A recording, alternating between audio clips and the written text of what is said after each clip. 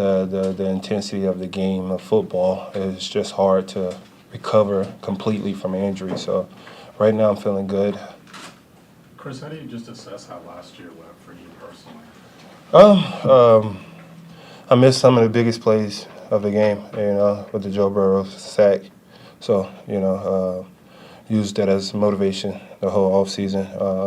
Felt like I would have made those sacks, the game would have been different. So I take accountability for that. So attack it, use it as motivation going into next year or this year. That does stick with you, just the image of those plays? Oh, 1,000%. It's always a driving force, and for me, that's my driving force right now. I missed some of the biggest plays in the game. I feel like I would have made those plays. The game could have been different. Chris, Joe Cullen was saying he expects a career year out of you this year. What are your expectations for yourself? What are you looking for out of your game this year? Most importantly, better guys around me. We got a lot of new faces on the defense, so lead by example, most importantly, and come out, be the best me. I do my 111 and contribute to this defense and make everyone and challenge everyone around me. Chris, have you gotten any impression of, I think you guys are calling him Kenny, but Kahande playing defensive end? Have you talked to him at all? Yeah, I have.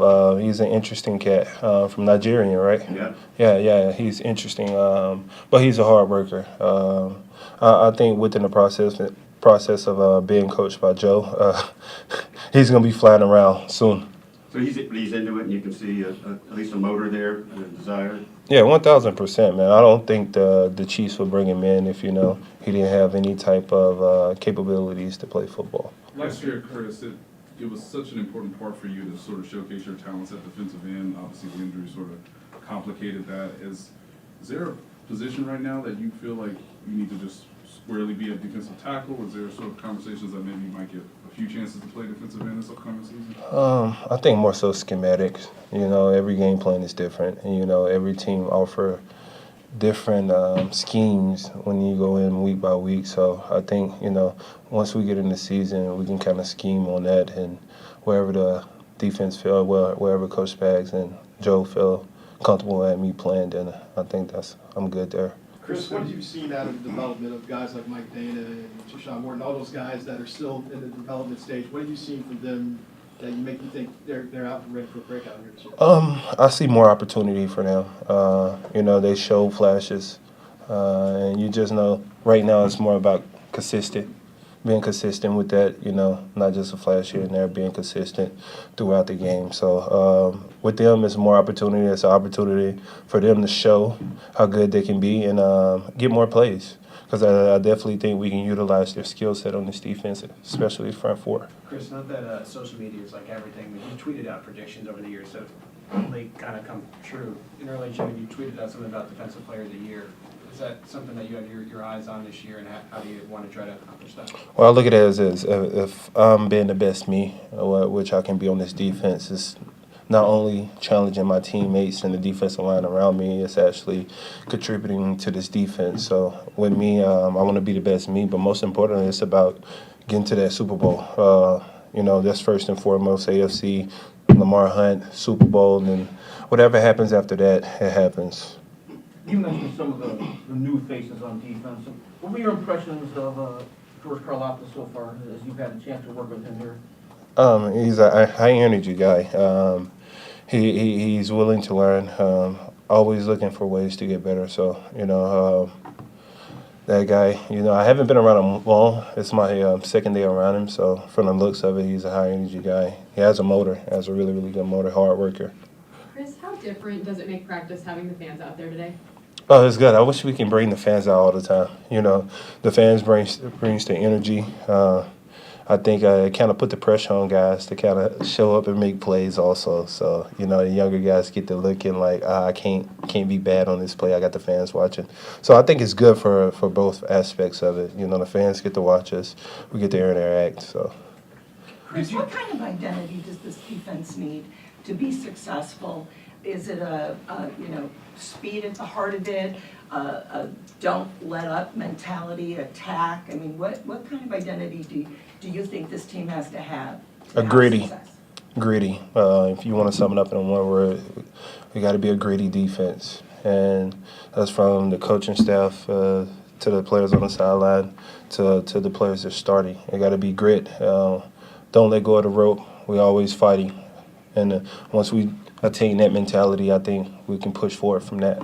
How will you show, in terms of demonstrating that, whether it's in practice, on the field, and process, how will you try to demonstrate that to the rest of the guys, considering you're one of the older guys on the unit? Just lead by example, man. Lead by example. It's not much more you can say to encourage guys.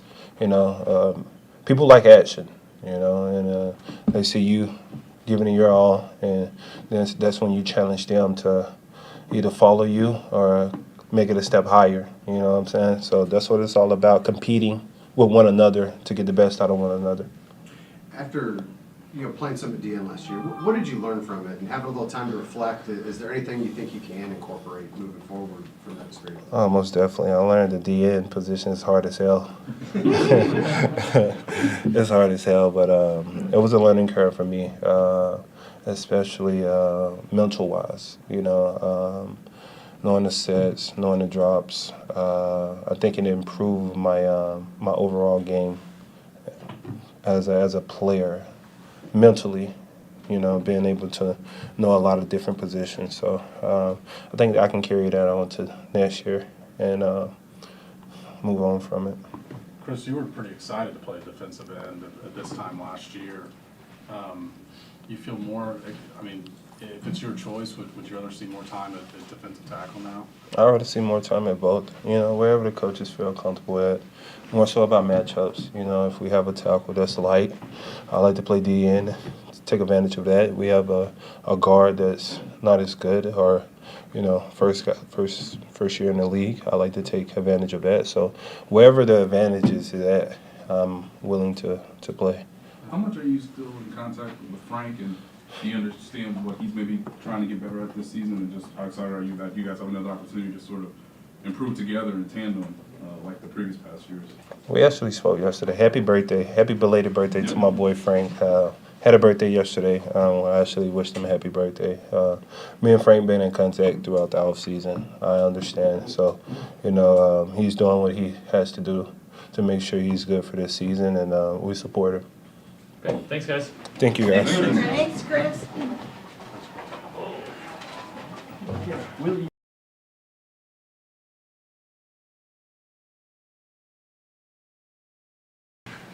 Long time coming. Who wants to start us off? Nick Bolton, obviously, we talked to him last week, moving a bit of linebacker. He's going to have the green dot. In terms of his progression, evolution, as a player and a leader, what have you seen? My rookie year when we had Hitch, man, I seen a leader that was like, I never seen before in a middle linebacker. And when Nick came in, I was like, God, dog, he picked up right where Hitch left off, and each and every day, each and every week, he's just growing as a Mike linebacker, as a leader. And, I know I'm older than him, but we both, feed off each other, and he's doing a great job. So, How are you able to feed off of each other so well in the young part of your careers? just that chemistry, man. We feel like we're brothers sometimes, and that's how we treat each other. That's how we interact with each other, and out on that field, we just keep the energy flowing. And he do something good, I'm happy for him. I do something good, he's happy for me. And we teach each other. If I don't know something, he knows it. If he don't know something, I know it. So just like that, Well, we've seen throughout this OT and minicamp just the amount of exuberance you have after play, especially when, like you said, someone on your unit does something well. What about you creates that spirit, and how much do you see that sort of being a useful tool for the guys later this season? Man, I just always been like that, I love making plays myself, but I never been selfish or anything. So when I see other guys make plays, I act like it's me making the play, and I call myself the juice man for a reason, so I can get a defensive energy, whether I'm making plays or other guys making plays, so that's how I see it and approach it. Chris just mentioned something about the defensive identity this year, saying it's going to be gritty. Mm-hmm. Would you say that, I know it's a short time together so far in the off-season, but would you agree with him on that? Oh, yeah, we play with a lot of swagger, just some hard-nosed guys, just working hard every day, just trying to dominate this league in each and every way. So, What are you seeing out of Leo so far, just from what your initial impressions are? He's just a big physical dude, and he's gonna be fun to watch in camp when we get those pads on. Everybody has some room to grow. All of us, even me. So he's getting it. He knows the plays, and he's coming along pretty good. So.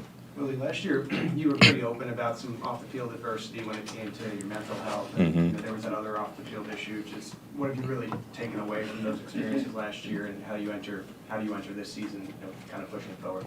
I learned from some things. I had my baby boy being born 16 weeks early. He's healthy now, doing good. So that's some weight taken off my shoulders. So I just keep my head down, man, stay focused here in this building, and try to keep everything outside of here in line and stay focused. So. Couple more. Was there any sense last year when that was going on that football, even if for a week or two, might be taken away from you at all? Meaning like me taking time off. Yeah. If I think you're asking what you're asking, then I was gonna take some time off, honestly. But I just kept praying and staying strong. My teammates kept me encouraged, and it was hard. No lie. Beginning of the season, we played Tennessee, caught the little interception. It gave me a little hope. I ain't gonna lie. But because it was tough the first few weeks of the season, man, and I just pray this year be a year of I know adversity will come, but just fight through it even more. When was your son born, and which teammates helped lift you up during that time? He was born October 20th. A lot of the guys, honestly, man. Colin actually had a baby born, I think, after that or right before that. Chris reached out to me, Tyran. Just really all the guys on defense, offense, everybody just because they knew what I was going through, without all the situations outside of here. And with him being born so early, I'm at the hospital every day after practice, and it was so tough to like 11 o'clock after getting out of practice at 6 o'clock. So they helped me a lot and helped me get through those times. So. Well, I want to take you back to yesterday. Mahomes' no-look pass. Yeah, you saw that. Smith Schuster said that he was on the sideline and he got faked out by it. Exactly. You were in front of him. What's going through your mind when you see something like that? Well, I'm gonna go to what my coach said. He said I was eye-banging the quarterback, looking at him too long. But I said, Coach, I looked at the receiver. He sat down in his route. Patrick stared him down. I jumped the route, and next thing I know, he threw it like this. So I said, there's nothing too much I can do about that. It's just only one quarterback in the league can do that, I think. So, and I'm on this team, so we're pretty good. So. Well, let's finish about that. Last So, one. piggybacking off that, just what does it do for you when you're playing these other quarterbacks that don't necessarily have that ability? Does it just make it a little bit easier across the board? Honestly, I treat all quarterbacks the same, but the good thing for me is my quarterback, I feel, is better than all of them. So when I take pieces away from practice and I use it in the game, it makes it easier. Because I know Patrick can throw this no look. I know this guy gonna throw it down and stare him down and throw it right to him, or probably fake me inside and throw it out. Just something simple like that. So. Thanks, everyone. Thanks, Willie. Thank you. Appreciate it.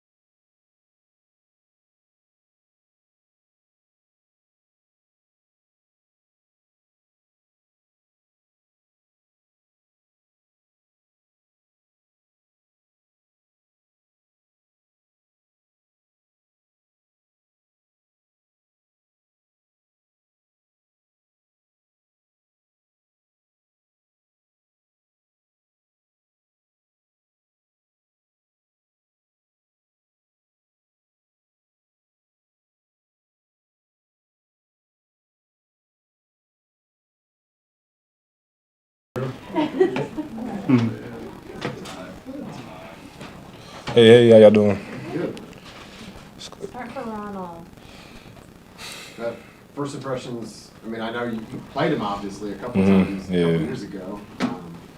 But first impressions being here in the building, working with that guy. Yeah, it's great. I love the atmosphere, real team oriented. So things like that, make it easier work environment. Anybody in particular, like, welcomed you and like, helped make you feel home? Yeah, I say probably, Kels, Jared, guys like that that have been around, to this level. Ronald, now that you've had a chance to practice here for a few weeks, how do you feel your skills fit into the offense here? Yeah, I think they're going to translate well. A lot of similarities to what I've done in the past, down in Tampa. And, just correlating it and, getting the rest of the playbook down so you go out there for season. Clyde had mentioned last week that you guys talked pretty quickly, or that you guys had actually had a relationship before you joined the team. Just what's it been like to work with him, and how do you think you guys can work together as sort of a duo this season? Who's that about again? Clyde. Oh, okay, yeah. So just watching from him and seeing how he goes about it. I do the same thing, and still like learning the nuances. The little details that make all the difference in the play. So I guess that'd probably be the biggest part. You had mentioned when you signed there would be a good 1-2 punch with you and Clyde. The Chiefs now are bringing back Jerick McKinnon. How do you think the three of y'all will be able to mesh together? Yeah, well, it's a long season. Preseason included. Can go like 24 games, so it's gonna take more than just one guy. And I think that's what they're looking forward to. So yeah, 1-2-3 punch, if you will, is all good. What made you pick Kansas City? I mean, I'm sure did you have other options, and why was Kansas City the place you wanted to go? I just thought they were the most Super Bowl ready team now, to get back there, get my second ring. So that played a big factor too. Obviously the quarterback, the system, coaches, just fits a running backs type of scheme. How much do you think working down in Texas has helped you to kind of get that rapport with Pat? Yeah, I think that definitely helped, for him to be able to see my speed on routes, my timing coming out of breaks and things like that. It just helps translate when you actually hit the field, live bullets. And it's super early now, but you notice anything similar between like Tom Brady and sort of the way Pat is? I know there's obviously a huge age difference, but are there similarities, and what are the differences? Just like that command, that presence of the offense. Like Coach always says, he got the keys. And I guess student of the game is probably the biggest comparison. Them two. You've shown in limited moments how good you can be as a receiver coming out of the backfield. Is there a chance that you think you'll have increased opportunities as a receiver?